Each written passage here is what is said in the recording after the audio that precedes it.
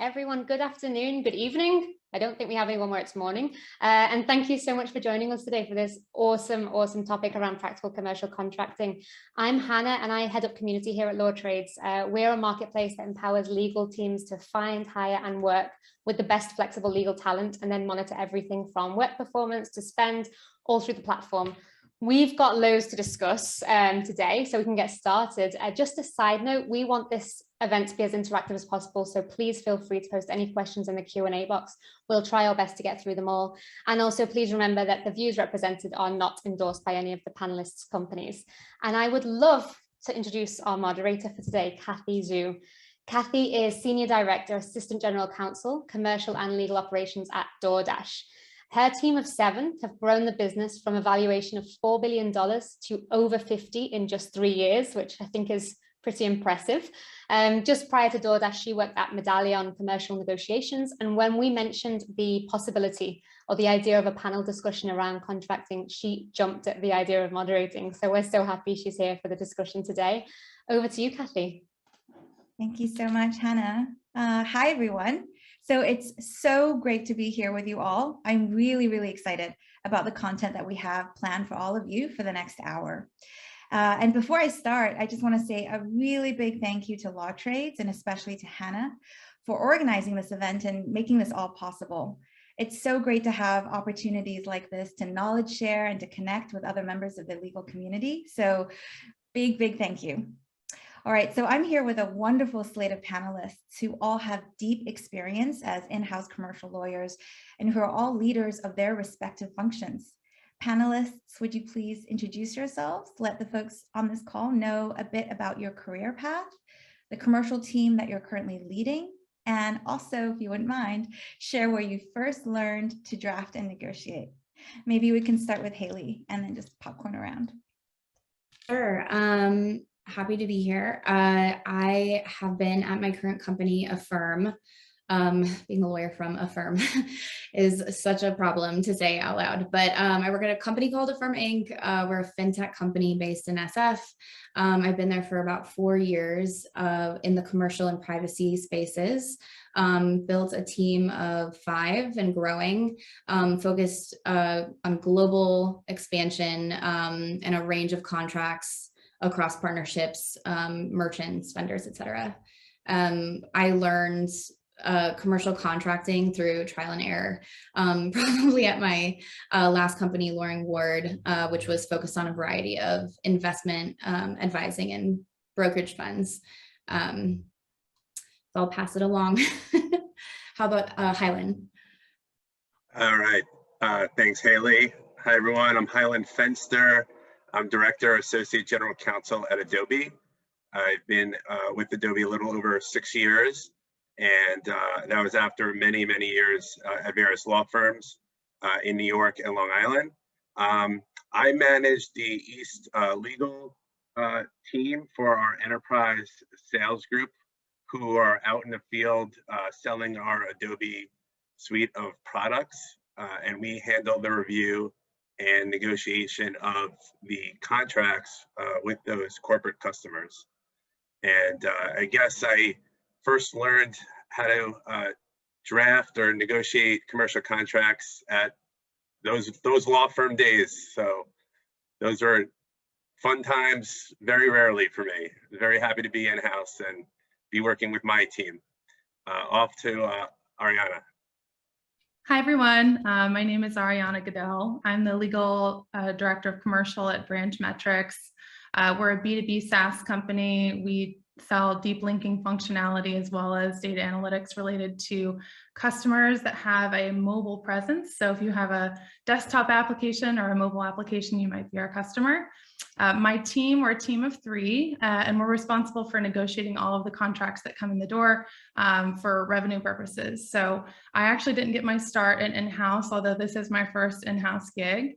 I started off at a law firm and then ultimately pivoted to in-house to start my commercial experience. So I learned contracting and commercial drafting. I say largely self-taught, but I don't like saying that word because it makes you assume that I didn't learn from anybody.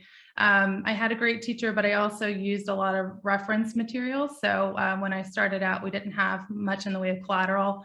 So I utilized reference materials like a book called the Tech Contracts Handbook. And I built out a playbook using that along with some other references. So, but largely learned the tricks of the trade through application and negotiating and getting into the thick of it. Ariana, I have that exact same book on my bookshelf. I don't think everybody has good use of it as you did, though. That's so great. So thank you, panelists. I'm really honored to be here with all of you. I know Hannah already did a small intro, but just a little bit more about myself. So as Hannah said, I currently lead the commercial legal and legal operations functions at DoorDash. And hopefully some of you on this call have heard of DoorDash. We helped folks get through the pandemic with a few better meals, hopefully along the way. I myself am a huge foodie, so when I realized it was possible to spend my time negotiating deals with restaurants, it was literally too difficult to pass up the job. Before DoorDash, I started my career as a corporate lawyer at Wilson Sonsini, and as all of the panelists have shared, kind of glad to be leaving my law firm days behind me. And I took my first in-house role as a commercial lawyer at Medallia. And there I was really fortunate to work under a manager who was an expert negotiator. He actually developed materials for negotiation seminars and would kind of go around the company teaching sales teams. So that's really where I did the bulk of my learning on the job. So, when we were planning the session and talking together as the panelists, Hannah let us know that we have a really wide range of audience members who actually signed up, which is awesome. So folks who are pretty new to their careers all the way to GCs and CLOs. So we wanted to create a set of questions that would be actually relevant to the full spectrum of this audience. So as a quick roadmap, we'll start off with questions that are more relevant to folks who are thinking about switching practice areas into commercial legal. And then we'll pivot to practical tips for folks who are currently in this role and want to learn some strategies that you can put to use right away. And then we'll end the session discussing how to scale teams and org design. I'll also do my best to layer in questions from the audience, but trying to multitask a little bit. So forgive me if I don't get to every single one, but please do put your questions in the chat as we're going along. So let us get started. Let's start off with speaking about how to get your foot in the door if you're interested in switching to commercial transactions, but you're not quite sure the best way to go about it. So Ariana, over to you first. I know you started off as a litigator, as you shared. How are you able to parlay your skills into your first role as a commercial attorney? Yeah, it was part of my master plan. So I started off at a global law firm, Reed Smith. I was immediately placed in the commercial litigation group. I had some litigation experience as a paralegal, did 3 trials. So it was very familiar work, but it wasn't the work I ultimately wanted to do. And I kind of decided early on that the partner route wasn't for me. So I thought very quickly of like, what was my end game? And my end game was to get out and get into a tech company where the technology was innovative or the work was really interesting. So in order to do that, I kind of had to proactively seek out opportunities to get relevant work to build up a skill set that would ultimately be transferable in-house more immediately than litigation. And so I studied privacy laws. It sounds kind of nerdy, but you can't really do the work unless you have a little bit of know-how with the regulations. So in order to convince senior associates and partners to give me work, I had to somewhat fake it till I make it, but also learn some, get familiar with the regulations. So GDPR was coming out at the time. So I read up a lot on that and convinced partners and associates to give me that relevant work. And then once I demonstrated a capacity and competence, then, the work naturally came. So ultimately I was able to build up a privacy related skill set. At the time, I wasn't sure that I wanted to go into commercial, but I knew that privacy would get me into a great in-house gig. And so after, in doing that work, ultimately, some of the work inevitably ended up being commercial in nature. negotiating data protection addendums for clients was like one of the key things that I think was ultimately, multifaceted in terms of both privacy and commercial. So eventually I had a friend that referred me to Branch, and I immediately told her it was for a corporate counsel role, but it was largely going to be commercial work and IP. And I told her off the bat, I was like, I don't really have that much commercial experience. I'm largely, in the realm of privacy and litigation. And she says, doesn't matter. I already showed the head of legal your resume and she said it looks great and she wants to talk to you. And so I think that that's demonstrative of the fact that privacy is a really hot area, and it's essentially a cornerstone skill set for any commercial counsel these days. You definitely have to know about privacy regulations. You have to know how to negotiate those things. You can get away with not knowing how to do those things immediately if you have a privacy group, but you're so much more autonomous by having at least some knowledge and skill sets under your tool belt. So ultimately I got hired for the role, convinced her that I knew a bit about commercial, and that set me up for a really great in-house gig where I had to be super resourceful, and largely had to build my own collateral. And so that's what gave me the opportunity to really learn about commercial, and understand all the rationales and negotiation tactics that go along with it. So my pivot, or I guess my way of getting the foot in the door, was actually through privacy law. Wow, thank you so much for sharing, Ariana. I love how intentional you were about your career path, and the fact that you're talking about resourcefulness, that's absolutely coming through in your response. So thank you so much. Hylan, over to you. So you also came from a law firm, like all of us. What was helpful to you to pick up the skills you needed to get your first in-house commercial role? Yeah, so similar as part of the Grandmaster plan here to move in-house one day. Like I said, coming from law firms and learning about commercial transactions, my story kind of went from doing corporate governance work and M&A to healthcare work, actually, and working on transactions within the healthcare industry at Epstein, Becker & Green in Manhattan.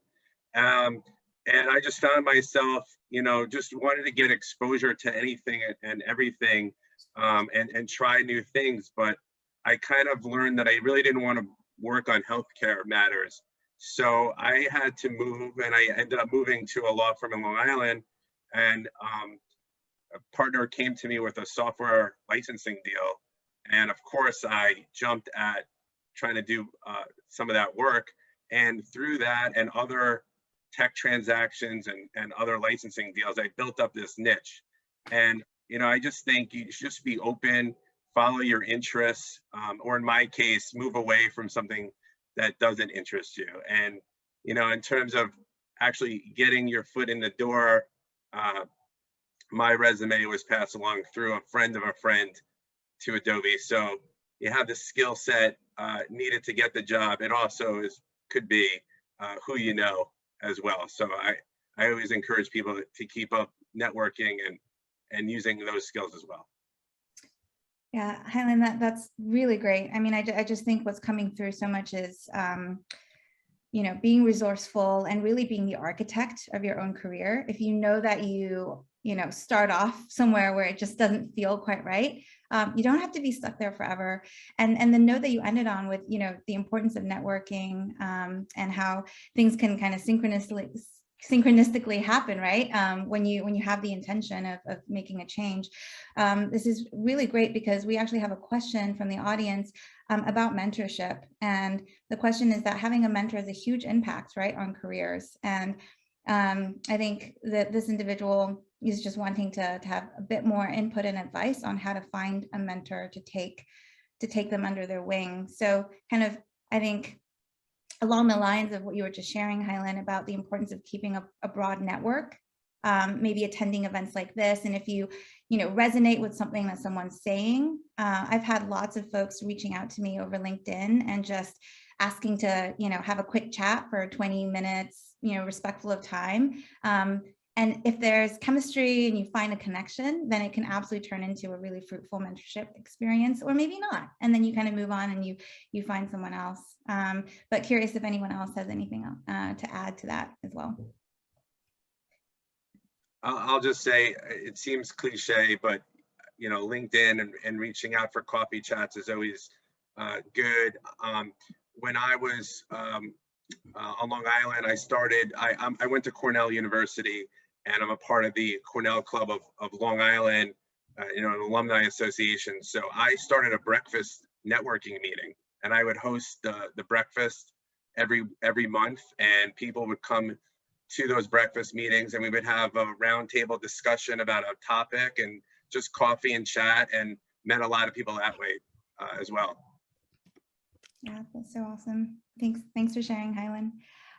So during the course of my career, you know, I've come across many different styles and strategies for negotiating contracts, and safe to say, some definitely work better than others. So let's talk a bit now about negotiation strategy. Hayley, over to you first. Could you please share a bit about how you typically engage with your counterparty? Do you typically take a collaborative or more adversarial approach? Sure. So I always recommend starting off on a positive note and a partnership-oriented approach. I think it's really important to set that tone, even though sometimes obviously that doesn't always endure throughout the entire negotiation. I think even if you just think about standard social approaches, when you're going up to someone and you come off really strong, they're immediately on the defensive and they're kind of concerned about anything that you're going to say or do, a little bit wary. And you definitely don't want your counterparty taking that approach if you're trying to propose reasonable points or just get your form across or whatever the case may be. So I would always recommend starting on that partnership-oriented, positive approach, collaborative approach. The other thing I would add is, you know, don't try to always get something for everything that you give. I think this is pretty standard, but I see it all the time where that's not always the case. I try to put together kind of a list of, you know, my must-haves and some things that we may be able to give on, maybe that are a little less risky, and try to always keep those in your back pocket or in your mind when you're going through a deal, a negotiation. I think it's important to kind of keep that handy when you're talking through points live, especially. Yeah, that's such a great tip. And we might circle back to you in a little bit as well, Hayley, about some more just tactical pieces of advice. But I love the emphasis on, you know, starting off on a more collaborative note. And Ariana, I'm curious to hear what are some of your go-to strategies? Yeah, I think that this strategy is largely helpful when you hit blockers in a deal or where the other side feels very strongly about a negotiating point and you might not understand why. So my team largely employs interest-based negotiation, and it's just a fancy word for really just listening and understanding where the other side is coming from, to understand the rationale behind their ask. So and it can take a lot of different forms. It's about like understanding what the power dynamics are between the team that's negotiating against you, understanding who's the one asking for the specific request, and like who is the decision maker that makes the calls, who holds the power, what's driving the ask. All of those sub questions can really help get at the why behind the ask. And ultimately, there's a few reasons to do this. One is, you know, it goes back to creating a very positive customer experience. And this is especially important on the sales side. You know, as negotiators, you're not the salesperson, but you still are a brand ambassador for your company. You're an extension of the sales cycle, the sales experience, and ultimately the customer experience. So it's definitely good to keep that in mind. And I think that listening and understanding goes a long way on that front. Second, it's also really a tactical approach. By demonstrating empathy, you know, when the other side feels heard, they feel acknowledged, they feel understood, they're more likely to come to the table and compromise, even if it's just to meet you halfway and not just to give. And so I think that you can really build up a lot of rapport with your negotiating partner by doing this, so that when it comes down to making concessions, you already have a really great relationship as a foundation to, you know, make those compromises.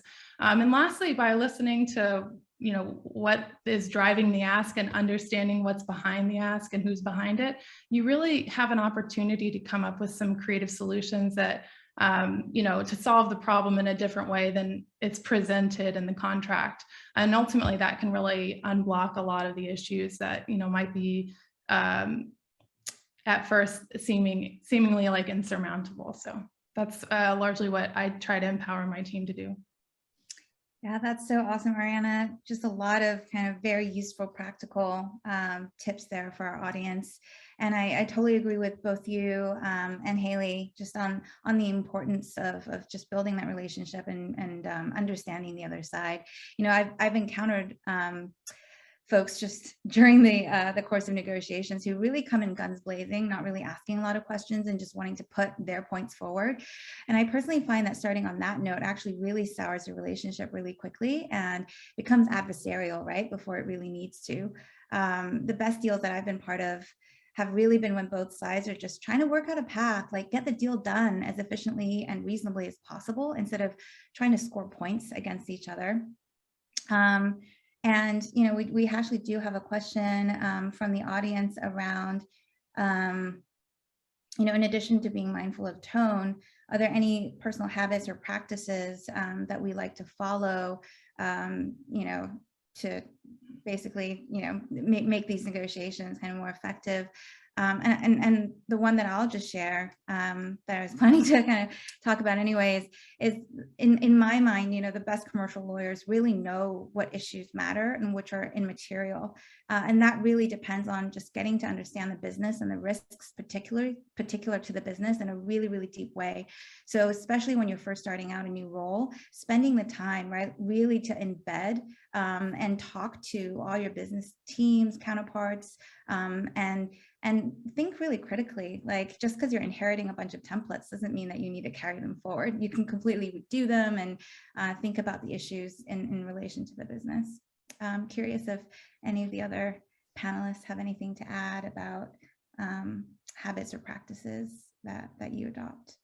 I think to that point, something that I like to do, and that has actually made me a stronger negotiator and obviously takes practice, is as you go through your red line, anticipate what the other party is going to argue back. Try to think of your best possible response, or maybe several responses, because it's likely they'll select one or more, and then plan your response to those and keep going as long as you can. This not only makes you a stronger negotiator, I think, but it also helps you strengthen your own argument and approach with the best possible response. I feel like sometimes we get in the habit of just, you know, kind of using standard responses maybe, or like the quickest thing we can think of, but that's not always suited for the counterparty that you're working with. Everyone has different priorities. And this goes to what you're saying, Kathy, is deeply understanding, you know, not only your company's risk tolerances and what's important to you, but what's important to the other party. And again,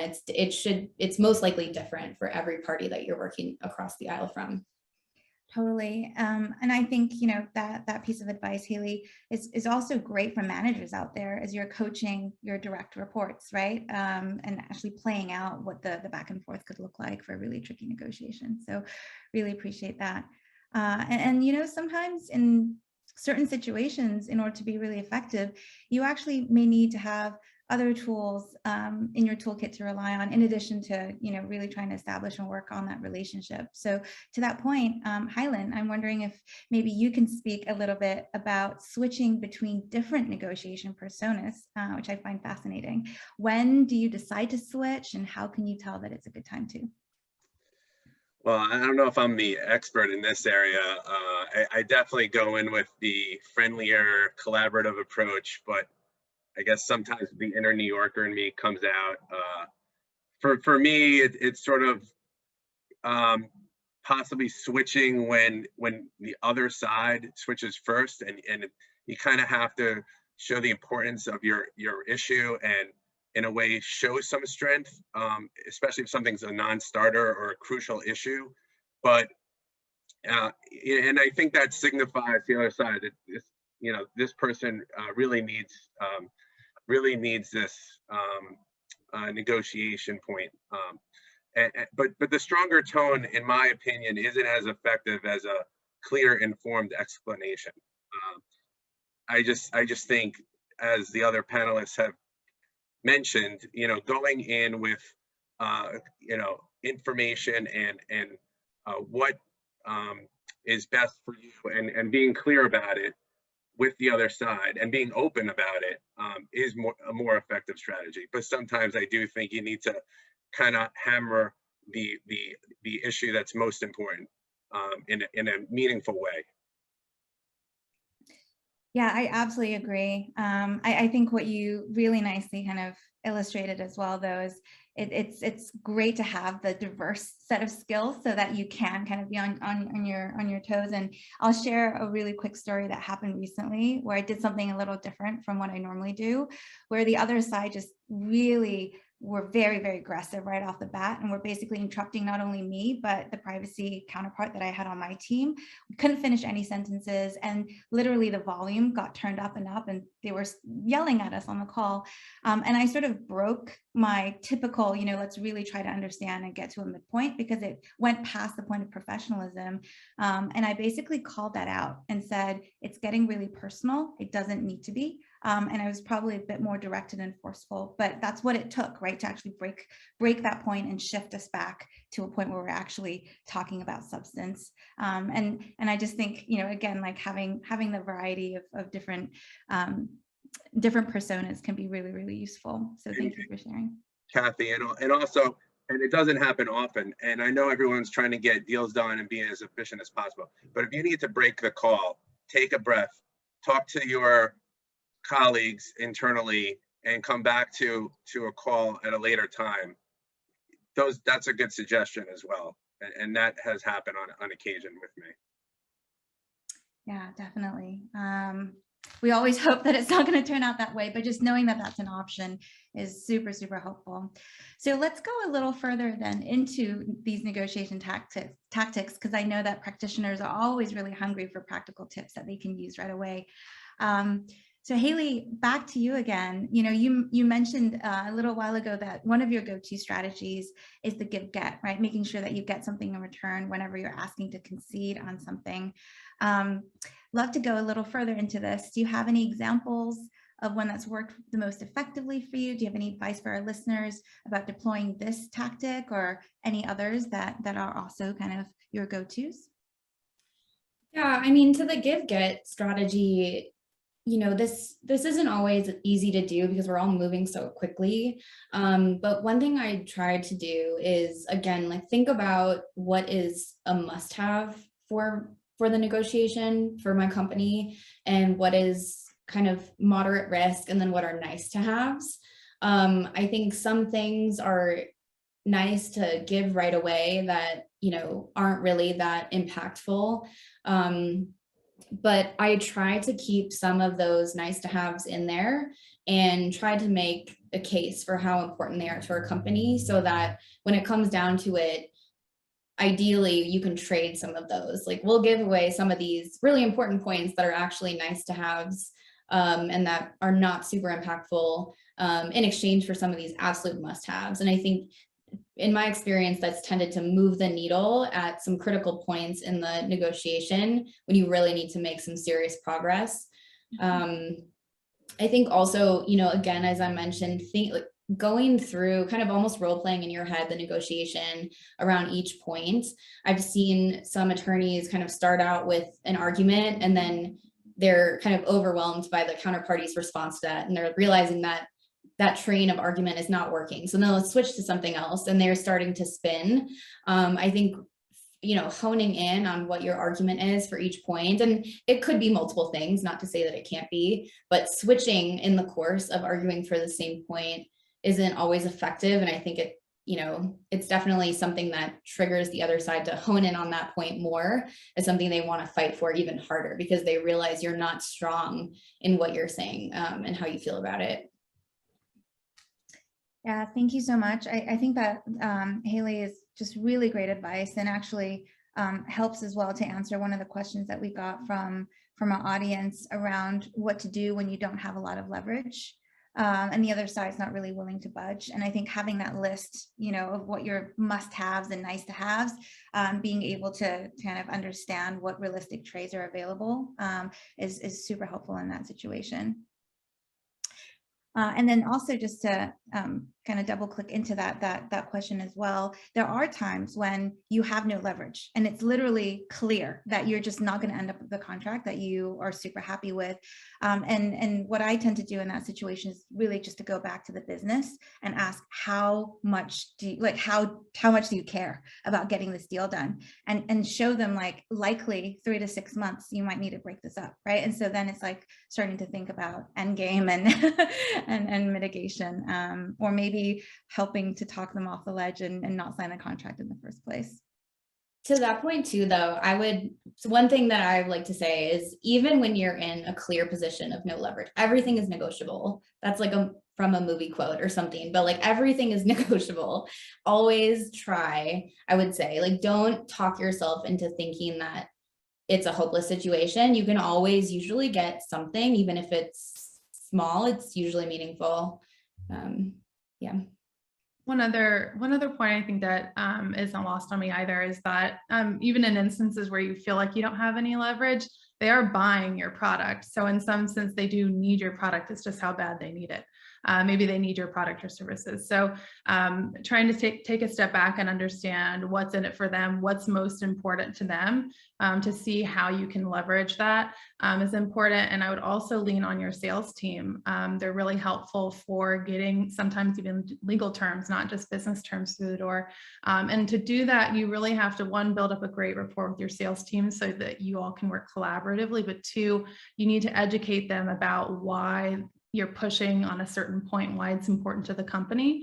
And then they feel empowered and educated to talk to their counterpart on the sales side, who can then put pressure on the other side's legal team member. Because if it's not going to be you, it can definitely be that internal sales team champion. So you have a lot of tools in your toolbox internally beyond just, your own, negotiation.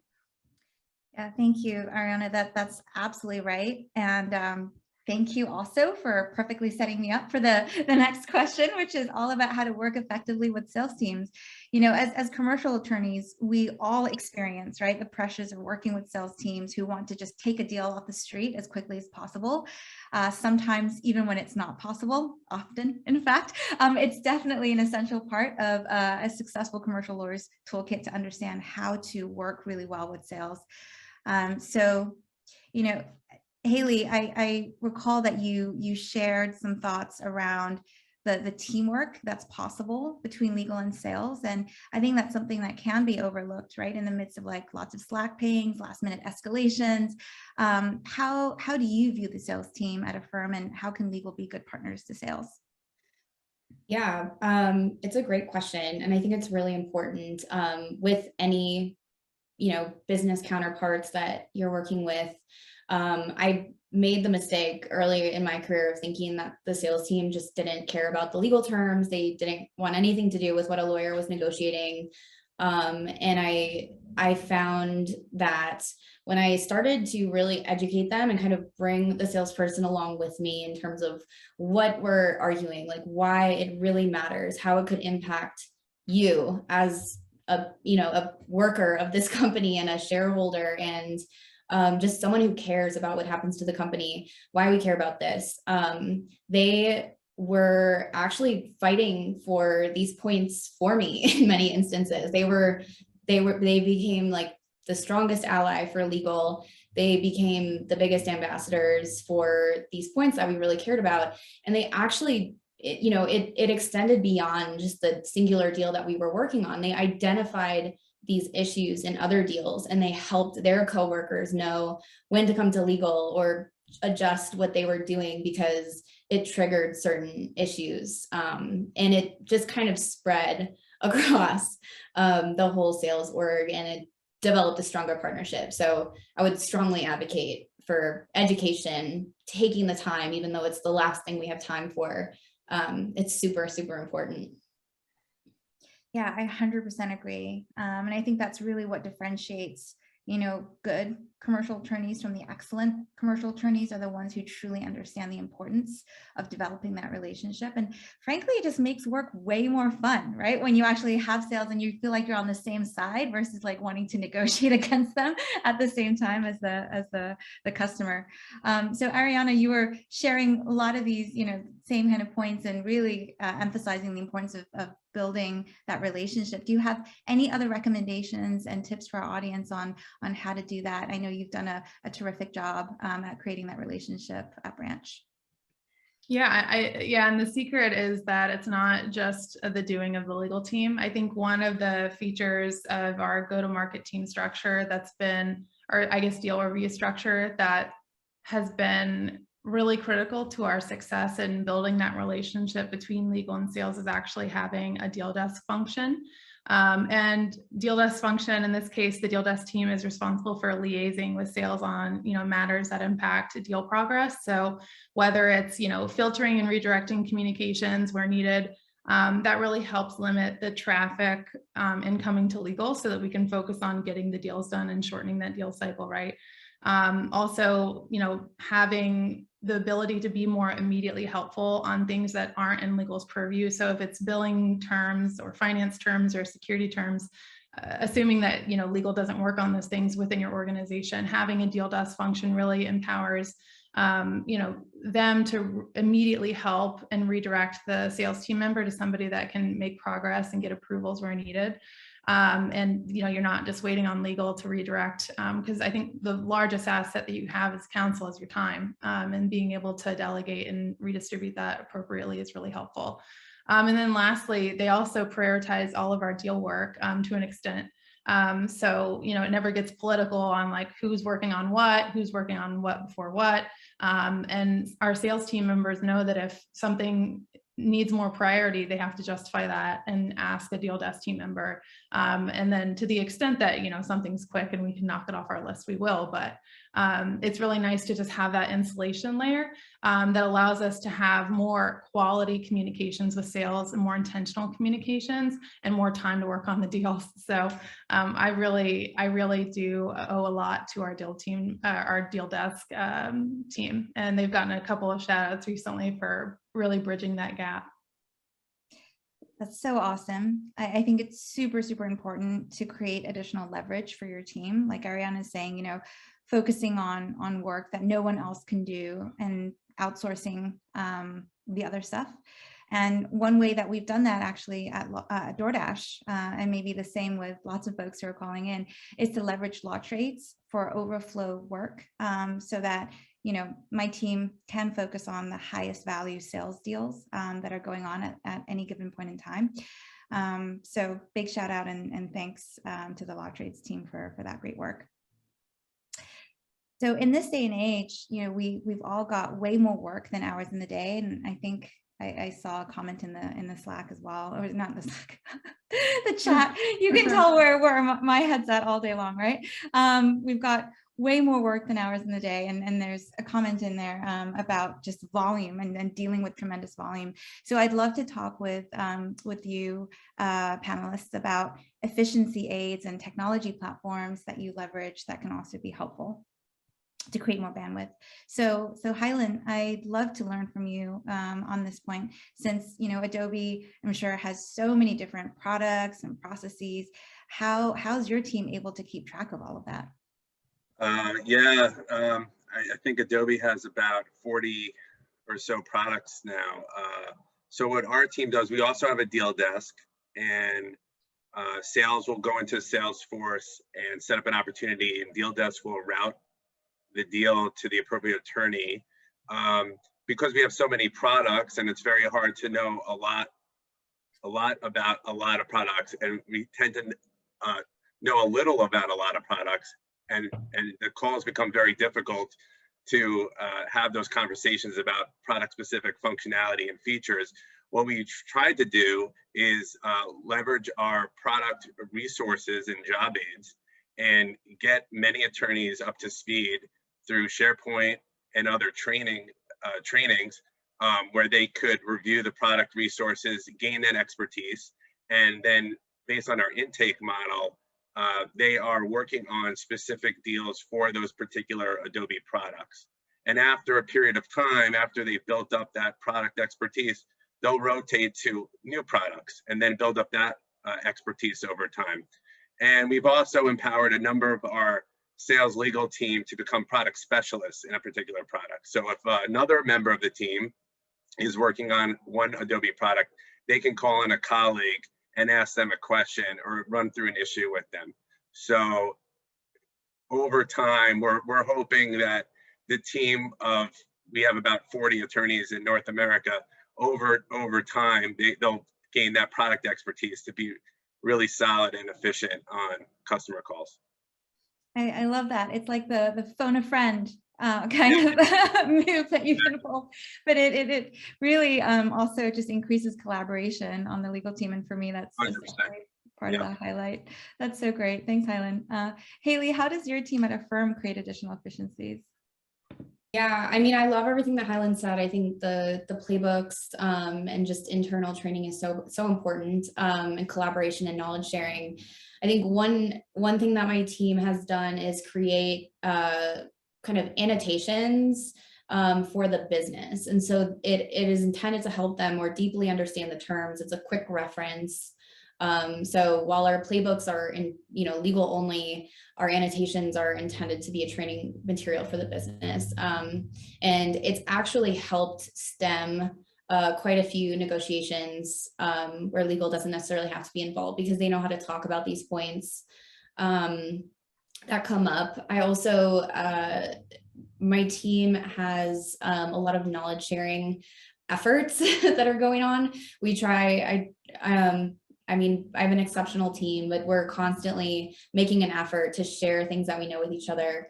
And it's just helped, anyone be able to come in and pick up a deal where somebody else left off. And that's helped a lot with efficiency.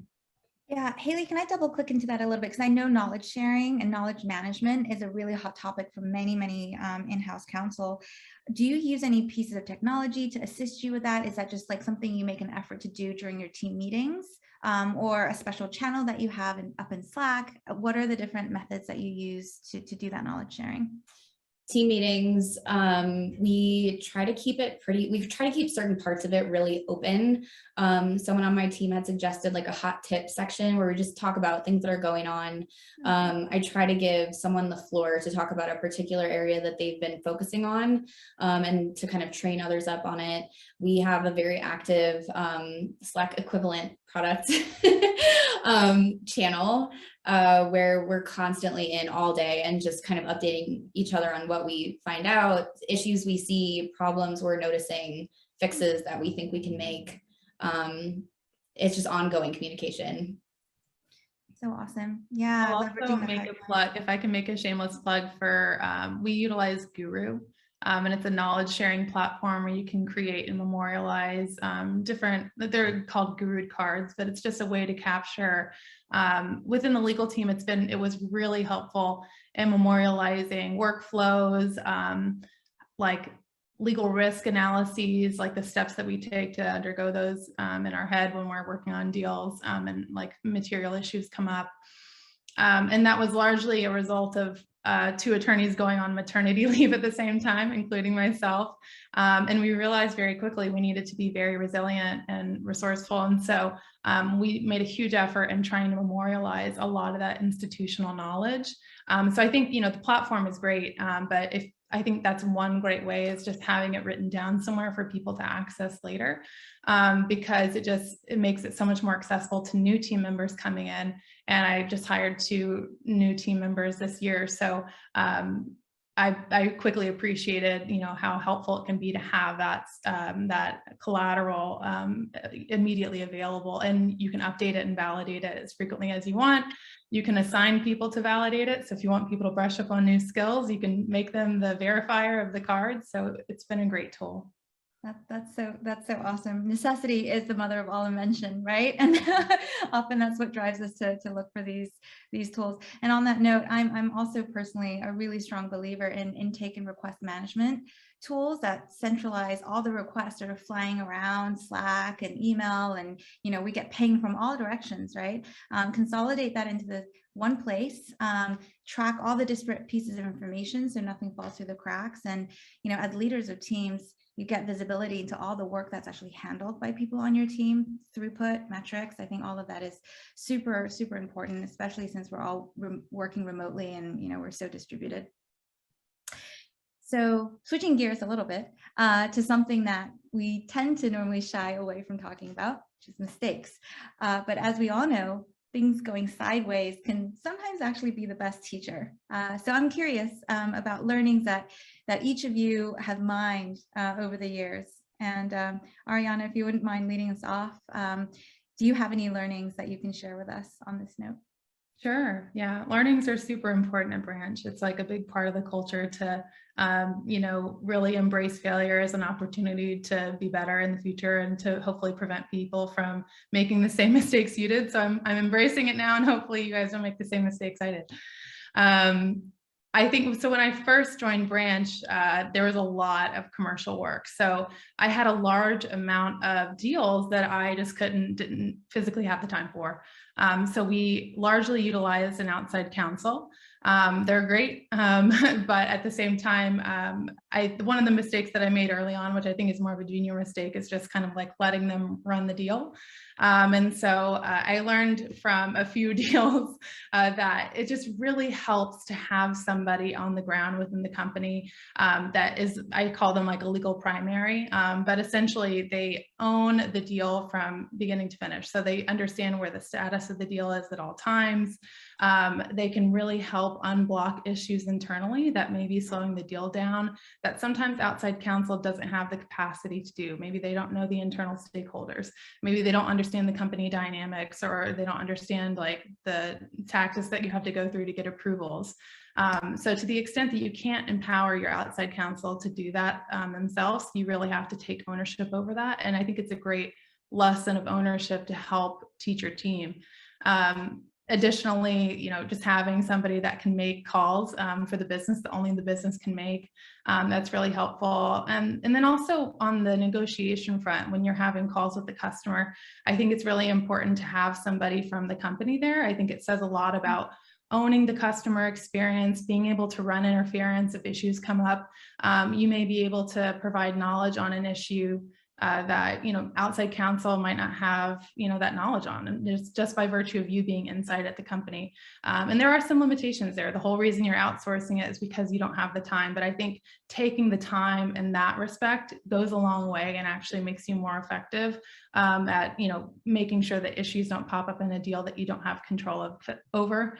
The last thing you want is your sales VP asking you where the status is of a strategic deal and you have no idea. So I learned that lesson early on, and I've carried it with me ever since. And it's part of the way that we structure our team now. So yeah, it's really, really great advice. Thank you. Thank you for sharing, Ariana. Hylan and Hayley, do you have any learnings that you'd care to share with the audience? This is being recorded, right? You can feel to be as general as you want. I would just say, don't fake it. It's okay if you don't know an answer, and you have to go back to the team and find it. I think try to fake it, you go down a confusing or a bad path. Yeah, those are really good ones. I would just add that it sometimes it's common for commercial to be the last one to know, or to be sent something at the very last minute, like scribe this out in 24 hours. Here's all the info. One thing I would recommend, and that I've been trying to work on over the past several years, is getting more entrenched in other parts of the legal team and other parts of the business, so you know what's going on early and often, and you're a strategic partner early on, so that you're not viewed as the last stop, but one of the first ones. And that's helped quite a bit in better deals, more strategic ones, and better relationships overall. Really great advice. And kind of on that note too, one thing that I've learned over time, just working with sales, even if they're coming to me early and asking questions, sometimes they're not giving me all the context that's necessary, and really trusting in your instinct where you can give like a fly-by-night 2-second answer versus like digging in and understanding like, hey, why are you even asking me this in the first place, can help to save a lot of heartache down the road for sure. So, we actually also have another question from our audience. It's a good one. Strategies to get customers to use your paper. And if that doesn't work, are you happy to use their paper? And I guess let's gear this more towards customer deals. And we all know it can make a really big difference to just the amount of time and effort to get the deal to the finish line, starting on our paper versus the third party. So what do you do, panelists? I think a lot of this comes down to your sales team and coaching them, because they're the ones that are really in the weeds and ultimately do the battle of the forms. It's not you. So I think the first thing you need to do is assess what your average deal size is. Any deals that are below average in terms of revenue for the company, you shouldn't be putting in above average work amount. So if you're doing third-party paper on deals that are well below your average deal size, you're probably not using your time very efficiently. So I think that you have to assess that, work with your VPs of sales to get, agreement with them on what they feel comfortable with, because sometimes you might have aggressive sales goals. So you really just need to make sure that you work cooperatively with them to establish that. And one of the objectives you both have is getting as many deals in as quickly as you can. And so there's gives and gets there when you're looking and assessing that. And the other thing is just equipping your sales team with talking points about why going with your paper is faster. The funny thing about this debate is that both parties think that going with their paper is faster because each party is more familiar with their own paper. So you're going to have to go beyond that argument to really demonstrate why it's faster. And sometimes you can impart sometimes you can leverage like certain characteristics that are unique to that negotiation cycle. Maybe there's a deadline they need to meet that's more important for the buying side versus the selling side. So we have like a guru card. I'll plug it again. I feel like I need to sponsor them, or they need to sponsor me rather. But and we also have like talking points on that guru card that they can go to, and really pushing them to push our paper regardless of the deal amount has been really key, and making sure that we have a good amount of deals that are on our paper versus third party. Yeah, really great recommendations, especially going further than just saying, perfunctory, like it's going to be faster. Explaining and also just tracking data around it if that's available to you. At Medallia, what we found is the sales team became a lot more responsive when we told them, did you know that if you start off with a customer paper, it's going to take you on average, 40 days longer to close a deal? And they were like, what, 40 days versus just saying longer? It became so much more concrete and measurable. Hylan and Hayley, anything else to add here? No, all great points. Agreed. Yeah, awesome. So let's now switch gears a little bit for the folks in our audience who are also managers, and let's talk a little bit about the hiring process. So since each of you also head up commercial teams, you've all done quite a bit of hiring, for better or worse, since we know it's a really tough recruiting market out there right now. But what do you look for when you're interviewing candidates for a role on your team?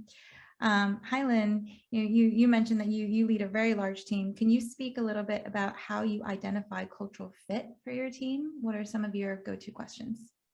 Yeah, so I lead a team of about 10 attorneys. And of course, you want to ask about privacy, expertise, and negotiation style and real competence. But I want to see who's going to be a fit for the team. Who are we going to want to have lunch with? Who are we going to want to travel with? Who's coachable? So I might ask a question like, what do you like to do when you're not negotiating contracts? And a recent hire said that during COVID, he learned to play guitar. And I thought that was great.